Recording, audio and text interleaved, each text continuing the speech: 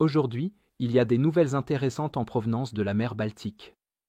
Ici, les forces européennes ont décidé d'agir rapidement à la suite du tout dernier paquet de sanctions de l'UE et ont arrêté un pétrolier appartenant à la flotte fantôme russe. En réponse à un abordage prévu, les forces russes ont rapidement fait monter la tension en déployant leurs avions de chasse pour menacer les navires de l'OTAN et les empêcher de s'approcher. Une nouvelle vague de sanctions européennes vise directement la tristement célèbre flotte fantôme de pétroliers russes, utilisée pour contourner les embargos occidentaux. Dans le cadre du 17e paquet de sanctions de l'UE, 149 navires ont été ajoutés à la liste noire pour avoir transporté du pétrole russe en violation du plafonnement des prix. Ces pétroliers, pour la plupart non assurés, se verront interdire l'accès aux ports et services de l'UE, y compris l'assurance, les réparations et le ravitaillement. Parmi eux, 25 ont récemment été repérés en mer Baltique et en mer du Nord, où leur présence suscite également de graves inquiétudes environnementales et sécuritaires en raison de leur mauvais état. Les responsables européens avertissent que ces navires représentent non seulement un risque de pollution, mais aussi une menace pour les câbles sous-marins vitaux et les infrastructures énergétiques, à cause de plusieurs incidents passés impliquant des câbles arrachés. Rappelant la vulnérabilité de la mer Baltique aux catastrophes environnementales causées par des déversements de pétrole, en raison de sa nature peu profonde et fermée, l'UE a imposé des sanctions plus strictes contre les navires vieillissants et imprudents de la flotte fantôme russe. Alors que l'UE se prépare à étendre la liste des sanctions à plus de 350 navires au total, elle a également décidé d'autoriser des interdictions de visa et des gels d'avoirs à l'encontre des capitaines de la flotte fantôme. Ces mesures visent à perturber les routes d'exportation illicites de la Russie et à limiter ses revenus en temps de guerre. L'application du nouveau paquet a commencé immédiatement.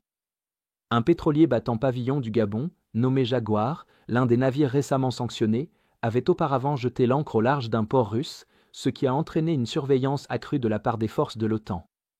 Après s'être approché, le navire a refusé de s'identifier et a ignoré les ordres de la marine estonienne de s'arrêter et de changer de cap. Des patrouilleurs, des hélicoptères et des avions de patrouille estoniens sont intervenus, des images confirmant la réaction de l'OTAN.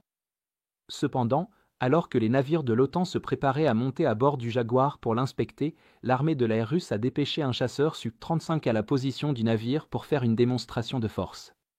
Selon les responsables de la défense estonien, le chasseur russe a encerclé le pétrolier et a clairement signifié son intention d'empêcher tout abordage ou saisie éventuelle.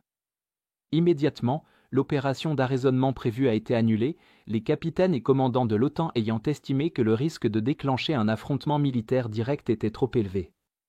Un engagement impliquant des chasseurs ou des moyens navals de l'OTAN aurait pu avoir des conséquences graves et de grande ampleur. Le ministre des Affaires étrangères estonien a confirmé que l'avion avait brièvement violé l'espace aérien de l'OTAN. La Finlande et la Lituanie ont toutes deux exprimé leurs inquiétudes face au comportement imprudent de la Russie, la première ministre lituanienne avertissant que la Russie montre clairement sa volonté de protéger la route de son pétrole par tous les moyens, quitte à risquer une confrontation directe pour défendre sa flotte fantôme de pétroliers. Avec les routes commerciales conventionnelles restreintes en raison des sanctions occidentales, la Russie dépend fortement de cette flotte de plus de 600 pétroliers vieillissants pour exporter du pétrole brut vers des acheteurs asiatiques. Ces navires opèrent sous des pavillons de complaisance obscurs, sont souvent non assurés et sont conçus pour échapper à la surveillance réglementaire, ce qui les rend essentiels au maintien des revenus de l'État russe, finançant directement la guerre en Ukraine. Perturber ces flux ne ferait pas seulement s'effondrer l'économie de guerre russe, mais éroderait aussi son influence mondiale. Cet incident montre jusqu'où la Russie est prête à aller pour défendre ses lignes de vie économiques, allant jusqu'à déployer des moyens aériens pour intimider les navires de l'OTAN. Pourtant, le déséquilibre de puissance de feu est évident. Les escadrons de F-35 de l'OTAN patrouillent régulièrement la mer Baltique. En cas d'affrontement réel, un chasseur russe isolé aurait eu peu de chance. Mais, conscient des risques, l'OTAN a sagement choisi de désamorcer la situation afin d'éviter un engagement militaire direct entre les forces russes et celles de l'OTAN. Dans l'ensemble, cette confrontation souligne la détermination de l'UE à appliquer les sanctions, qui ne feront que s'intensifier. Parallèlement, la Russie est prête à tout pour protéger son commerce pétrolier et à prendre des risques encore plus grands. Avec d'autres navires de la flotte fantôme susceptibles d'être sanctionnés et des patrouilles navales mieux armées se préparant à de futures missions d'interception, la stratégie russe consistant à dissimuler son commerce pétrolier au grand jour devient de plus en plus intenable. Le Jaguar a peut-être échappé à la capture pour l'instant, mais le message de l'Europe est clair, les sanctions ne resteront pas lettre morte. Si vous êtes contre l'invasion de l'Ukraine et que vous souhaitez soutenir le travail que je fais, pensez à vous abonner à notre site d'actualité indépendant. Vous y trouverez nos analyses stratégiques exclusives, des aperçus complets de tous les fronts et des vidéos d'analyse tactique régulières. En vous abonnant, vous montrerez non seulement votre soutien à cette chaîne, mais vous aiderez également à défendre le journalisme indépendant.